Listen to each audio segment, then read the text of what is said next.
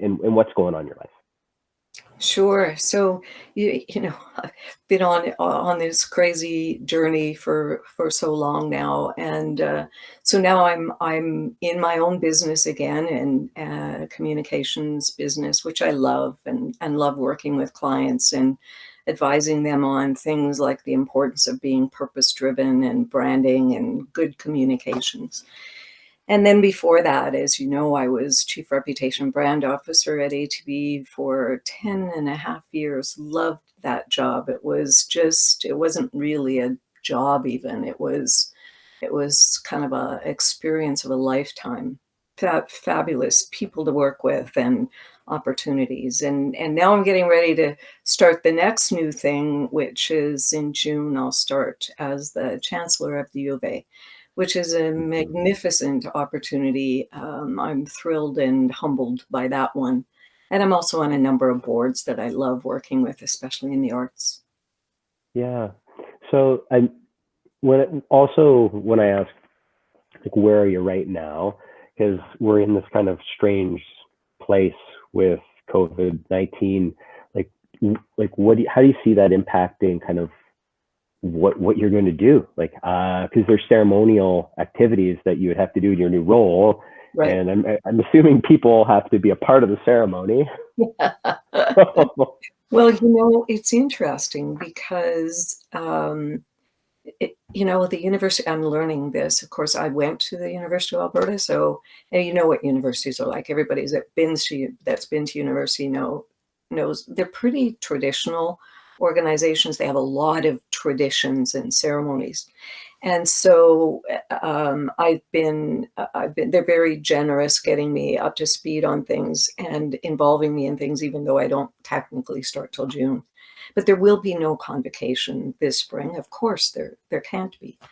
And so, all credit to them, because instead of just saying we're canceling convocation and we'll see what we can do in the fall, we're going to have a celebration on June the 12th, and it's going to be a virtual celebration, and people will be able to tune in. I don't think it'll be live or anything like that, just because of all the complications around that, but people will be able to tune in, and it will be a true celebration. We hope that students will be able to watch it with their families and have their own little celebrations at home for their graduation. So we're not forgetting to mark the moment.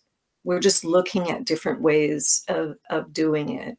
And I think it's forcing everyone, including very traditional organizations like universities, to really search for different ways of, not losing things that are important, but finding different ways of doing them. And I think, honestly, some of those may become permanent. There may, I'm not suggesting that there won't be convocations anymore, because those are beautiful experiences. But in other ways, I think these things that we're thinking of doing differently in the moment, because we have to, we might find afterwards that, wow, that turned out really well. Maybe we should keep doing it this way and do some other things differently. So I'm pretty optimistic that even though this is a very, very hard time, and I feel so badly for businesses in particular, because this is just devastating. I'm part of one company that is going through a lot of really, really hard struggles right now. I'm on the board with the WindSpear, and we've been searching for all of the avenues that we can to keep the orchestra members on, and they've been doing individual performances for us, so we get to watch violin concertos and different things to break up the hardness of some of these days. So I think people are finding ways to cope and keep themselves engaged and stay connected. Yeah, for myself, the institution that I'm recognizing is changing is the school system. I have a 9 and 11-year-old, and So I'm homeschooling. They're upstairs right now, and I've told them to be completely quiet. They have to be very quiet, so they're going to be good for at least another 10, 20 minutes. But yeah, it's interesting just even how they're starting to use the technology a little bit different, and how I'm able to spend more time with them, Right. which is wonderful. I did, however, send a photo to all my friends of a picture of my daughter staring back at me, kind of with a blank stare, as if I'm going to do that, Dad, when I'm schooling her. So like I'm not the best at it, but there's all these changes, right? Like that come about, that are, not perfect. And even friends that are teachers that I know of are talking about that, just how they're trying to set up the weekly meeting with the children Right. and get them to, instead of complete 25% of their assignments, get to 50%, to get to hand in 75%.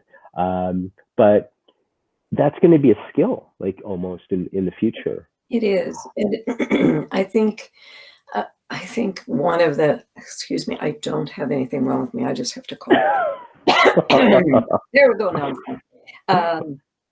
Is there's going to be a whole new appreciation of what teachers do and how they do it. I was talking with my nephew the other day, and he said he has two little girls, and he said he started school, so that the part of the time of the day that they're going to try and do some school things, and he said 5 minutes later his 6-year-old was in tears. That's that's and it Yeah. wouldn't happen at school. But I think we're all adapting and finding different ways, and teachers are, because they're used to doing things in certain ways, especially with the younger kids. It's so important, I think, with younger kids that you're making those kinds of real, strong personal connections. It gets easier, when you're in university to take a course online. Lots of people do that. So I think we're going through, in a really quick period of time, trying to find our way through it. And it won't be perfect, but nothing ever is. And so to just find ways and struggle through and say, well, that worked. Well, that one didn't work so well, and keep not putting so much pressure on yourself too to make it perfect. We'll just find a way through. This kind of segues into just another idea that I want to talk to you about. Is just when we're thinking about leadership and what goes into making things better. Sometimes you just have to have, I guess, great processes, and it works well, and it's going to keep on working. But other times you need to recognize, the need for things to change. I think right now is a perfect example of just so much happening.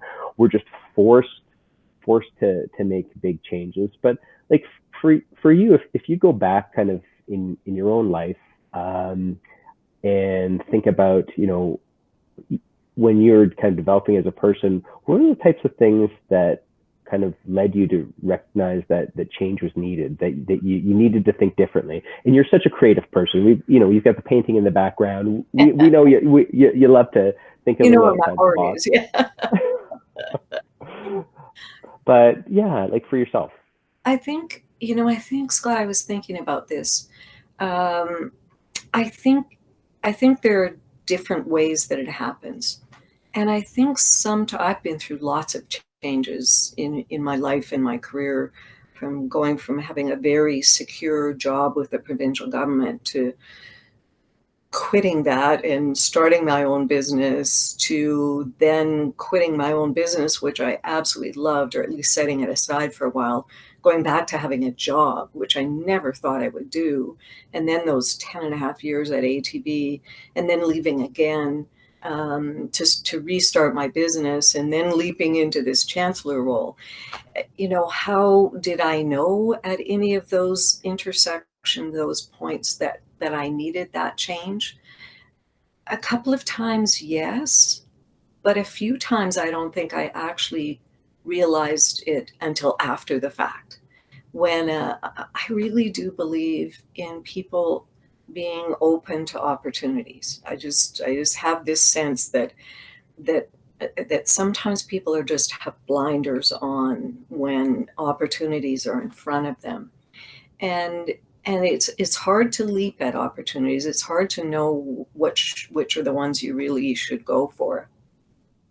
But I think there are times, I know when I left my business and went to work at ATB, it was just like, maybe I'll try this for a while because I loved my business.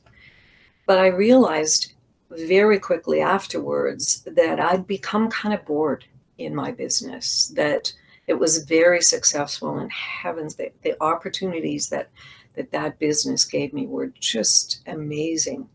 Um, but but we get into ruts that we don't realize that we're in, and we're kind of just going through the motions, and so we're not really pushing ourselves. And then there are other times when change is just kind of thrust upon you, like it is now. None of us asked for this. None of us, or most of us, haven't really prepared for it. And yet you look at it and you say, how can I make an opportunity out of this? Where are some possible paths that this could that this could take me? Because I'm of an age, really. I'm fortunate to be of an age where I can look back and say, change happens all the time, and it's really much more constant in life than what people kind of recognize. When you're in the midst of a long period of continuity, you think, well, this is just the way that it is, and you should get ready because something's going to change. It always does in life. I guess the other part that I'm just thinking of is just how do you get on the right side of change? And what I mean by that is when something changes and there's all this disruption, like we have right now in the system, you could do something and do it solely for yourself, and hoard masks. You can hoard all the masks, and you know what? It's a good change for me. I've got a whole room full of masks, and I have a bunch of hand sanitizer. It's really good. But then you can have whatever your moral compass is. When you look at the change, you see that not only do I need to be ambitious, but I need to make things better.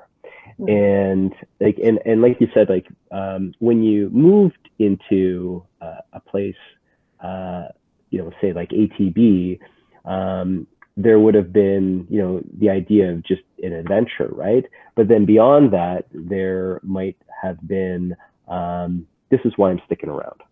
Right. And I think, it's for me anyways, it's just the kind of person that I am. I think you can always, and you should always, strive to make things better, to do something different, to create something different. It would be hard for me, especially, to leap into an opportunity just to maintain it the way that it was. It's to look at something and say, okay, here's where I am now. Here's the change that I'm in. How can I really elevate that? How can I take that and make this a fabulous opportunity to do something better for the business that I'm with, the organization that I'm with, the people that I lead or I'm on a team with? How can we push this one step further? Because that's where the fun comes in. It's also where the risk comes in, and the energy and adrenaline and all of that. But boy, it makes the days fun and inspiring. And I think I think personally, that's how I believe people succeed. And I will say at the same time, I don't think that's for everybody. I know that there are some people, and I'm not, that are just really comfortable with doing things. They find their comfort in doing things in much the same way. That Hmm. brings happiness to them. That's great for them. I don't question that at all.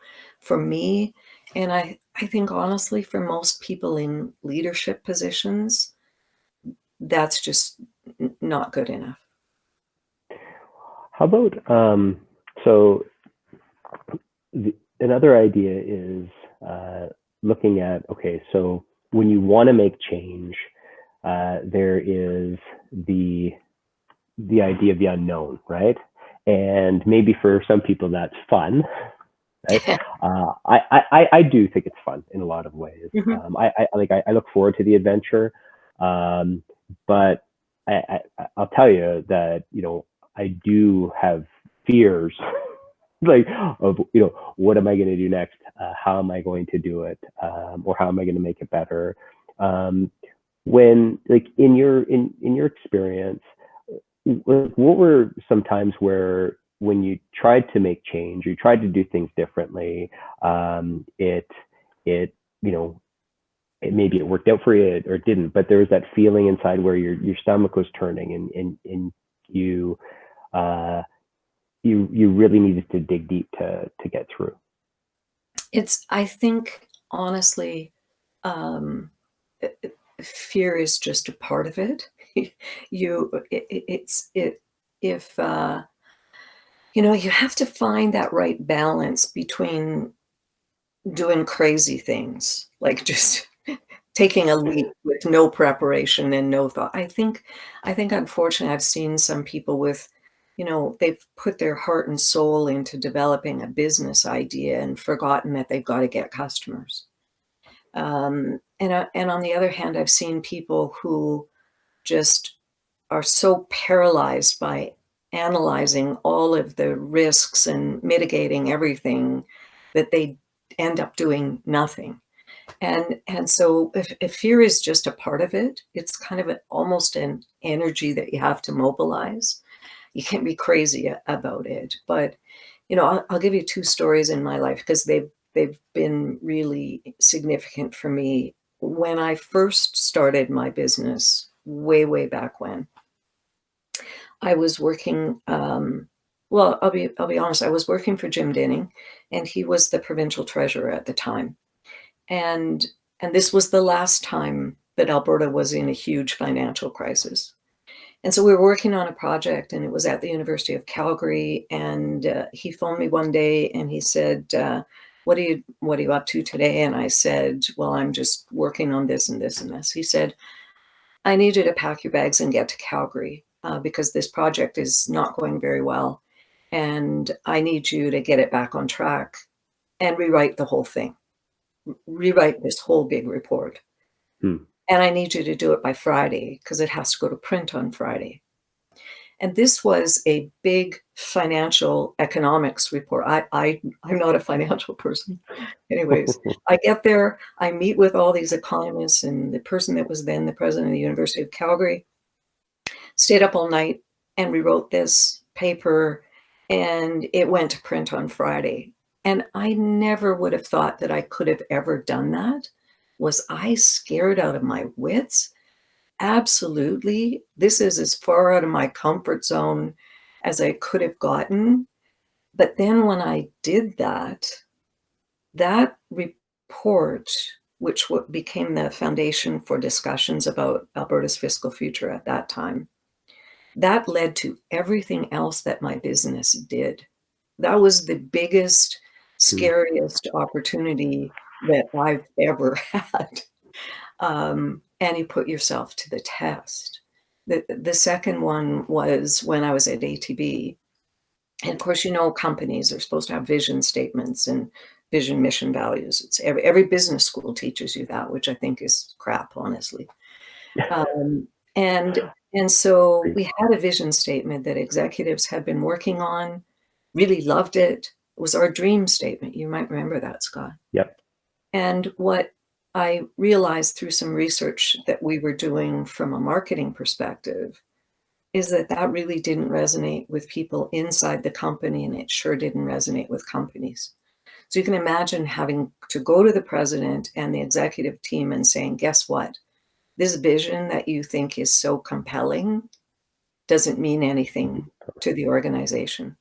We have to get rid of it and start a purpose, start focusing on what our purpose is. And then imagine going from, the typical vision statement to a 94-word purpose. No So, one talks about 94-word purposes. so Those are Peggy, things. how did you like that type of conversation?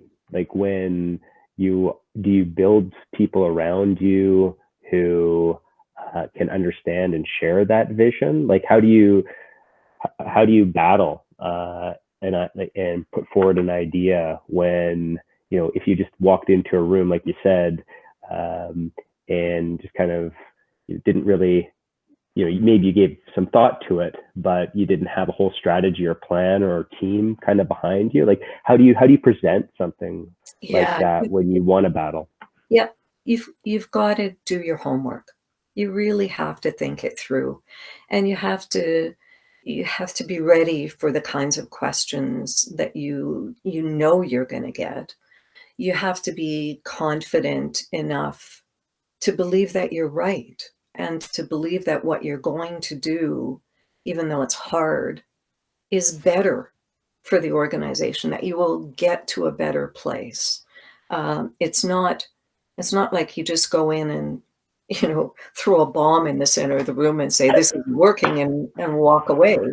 You can't do that. You have to have an idea of where you go from there and a compelling reason for getting there. And then you got to be convincing. You got to have a good pitch. Mm-hmm. Is it also about allies and other Oh, people who? for sure. You have to really, throughout my career at different times, I have been so blessed to have to work with people who actually believed in me sometimes more than I believed in myself, who trusted me, and who encouraged me and pushed me sometimes. And then I've been so fortunate to have people around me. I think this is something that really good leaders do, is they pick people who are actually smarter than they are sometimes, that know things, and you surround yourself with people that you can work with and have that strong feeling that we're all in this together. It's Mhm. a fantastic feeling when you're surrounded by a team of people like that, and you're all in it together and you're going to get there. When you were doing that financial report, you had a few days, maybe a week, Yeah, 3 days. 3 days. Was there a point in those 3 days where you were thinking, this isn't going to happen? this is just like, did you have that at all, or was it just rainbow and sunshine and hard work?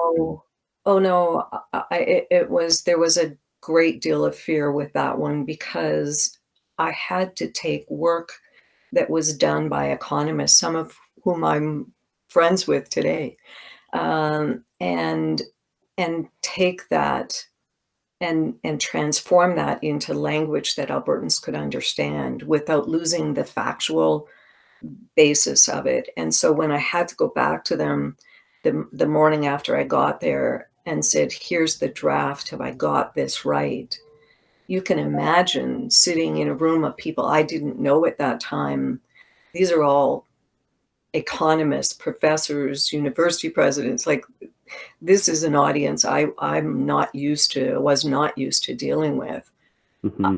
I was scared to death that they would say, you missed the point here, or this isn't it, because then we had no time. I didn't know where I'd go next if this wasn't it. And that, the pressure of time, often you have more time to do things like that, but I had no time. the first shot had to be the best shot.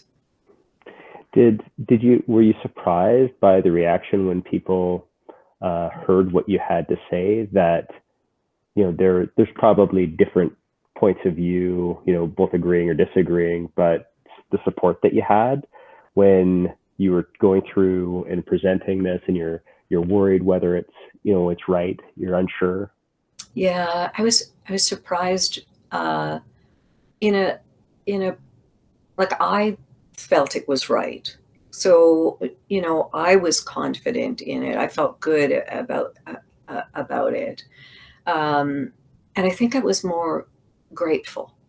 It was a sense of gratitude from these people who understood what my role was, not to tell them what they had done was wrong or not good or anything, but to translate it and to take their work and reshape it into something else. So I was grateful that they gave me permission to be able to do that.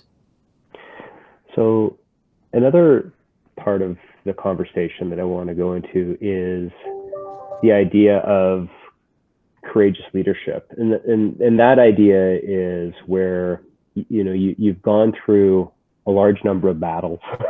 you've had your ups, you've had your downs, and you're really kind of solidifying kind of your values in a different way, where you're probably going to stand strong when somebody asks you a question about what you're doing or challenges you on something. It sounds to me that, over time you really, found this idea as a translator. Right. As a communicator. Yeah.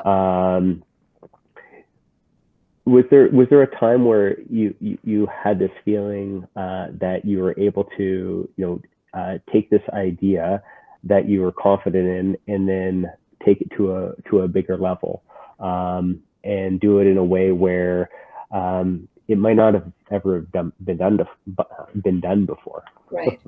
It's, I think the idea that popped into my mind, Scott, when you were talking, is that I think one of the best things for people, and people like me, if you're able to see what you're really good at, and you can use that as your life's work. And so I'm a communications person, but primarily I'm a writer, because I love the challenge of taking big complex ideas or issues and making them simple, so you can engage with the right people and they understand, they know what you're talking about. And so that's been my business. That's been so much of what I've done, both in my business when I'm coaching and working with organizations. Okay, I get what you're talking about. I think it's really about this, to try and find those simple nuggets. And the same thing with ATB. My job there in so many ways was not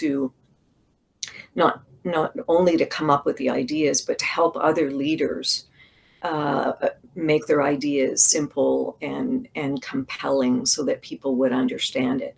So for me, that's what I've been able to do with my whole career.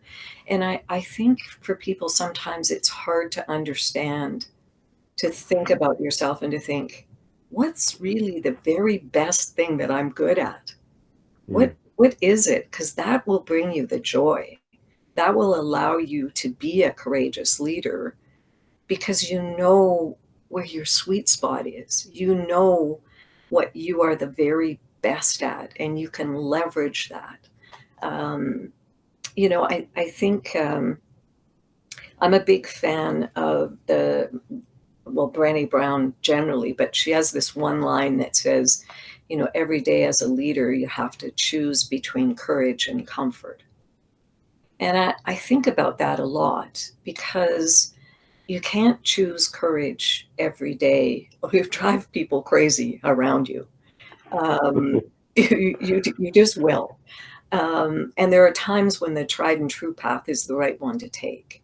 But on the other hand, if you choose comfort every day, you will fail as a leader. You will, because you will miss opportunities. And so I think it's finding that right place. I think courageous leaders, first of all, they have a strong sense of purpose. I think that's just critical. I think they choose amazing people to be around them, and then they trust them. They give them the runway and the path to say, this is where we're going. I trust you to get there. And then you're passionate as hell about trying to get there. If you don't really deeply care and you don't show the people around you that you really, really care, you're not going to get there. It's really about putting that magic of those ingredients together. I think that's what courageous leaders do. Yeah.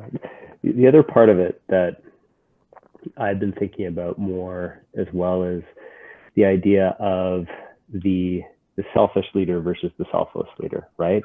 And I don't know if it's a maturity thing or whether it's an individual person thing, but it's nice when that tips over from self-interest to selflessness. Yeah.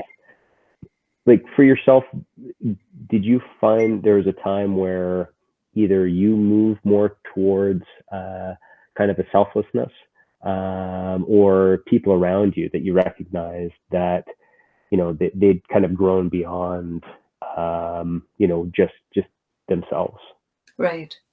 For me, I think because I'm the kind of person that's always been comfortable kind of being more behind the scenes and helping others to succeed. A big part of my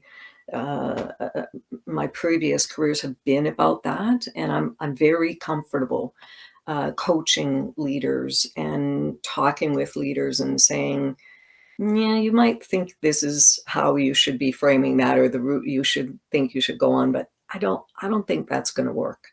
So I'm quite comfortable doing that. So for me, it's not so much about me, but who I've seen leaders who honestly are truly and completely in it for all the right reasons and not themselves, who really get their self-satisfaction out of seeing all of the people and their organization around them succeed. I've worked with remarkable leaders like that. I've also seen some who just, I don't think are going to get there, because they see things through, I wouldn't call them selfish, but they see things through their self lens first. And so that's a hard thing to get beyond that, to be able to put yourself to the side, and see it through a different lens. I don't think those people would see themselves as selfish.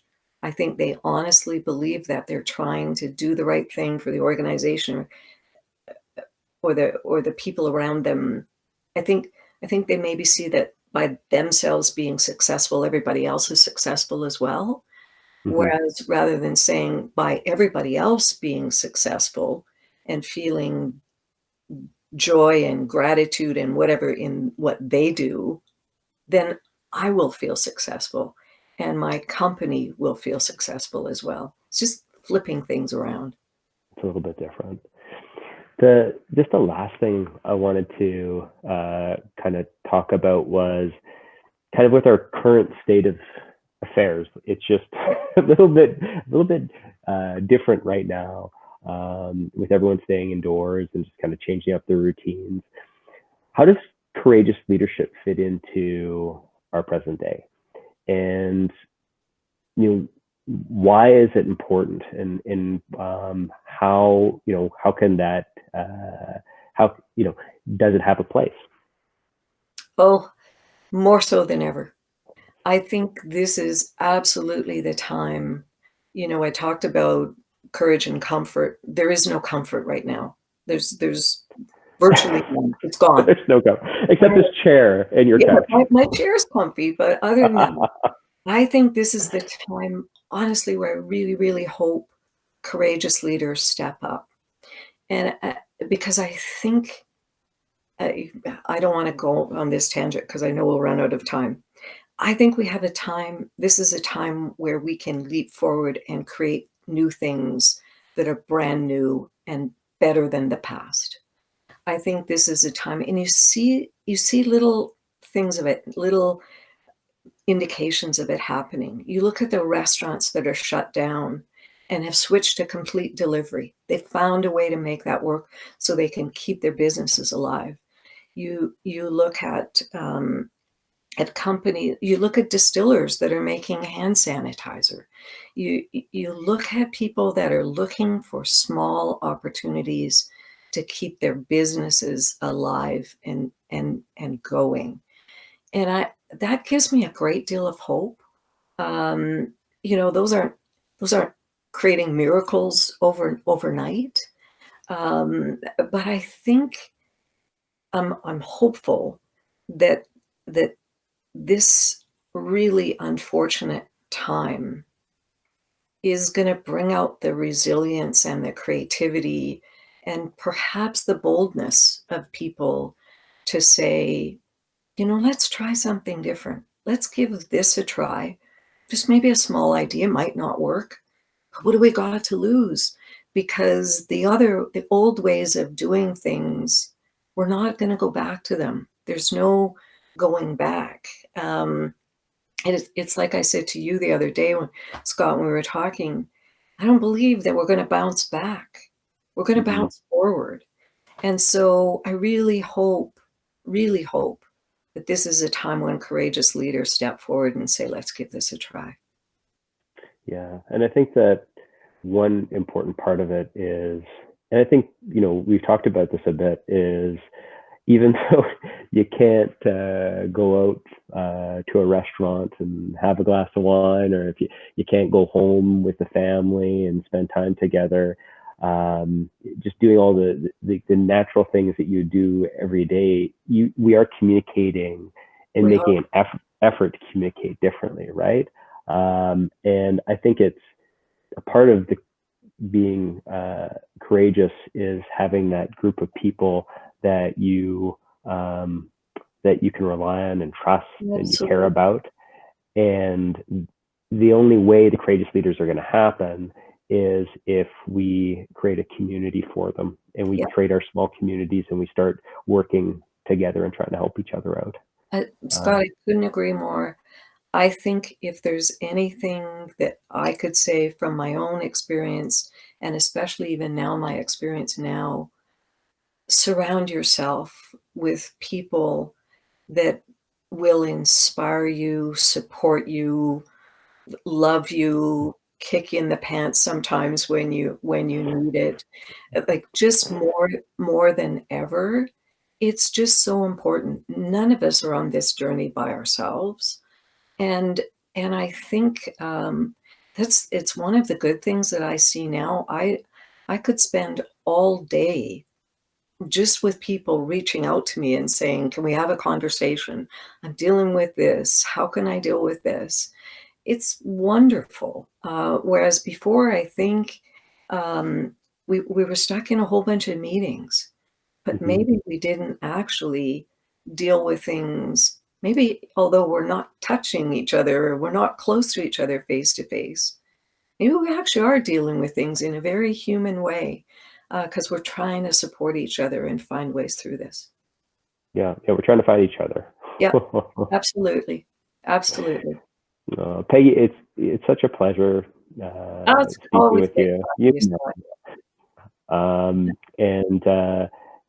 just want to thank you so much for taking the time to chat with me. Absolutely. Happy to do it anytime. All right. Okay. Talk to you soon. See you soon. Bye.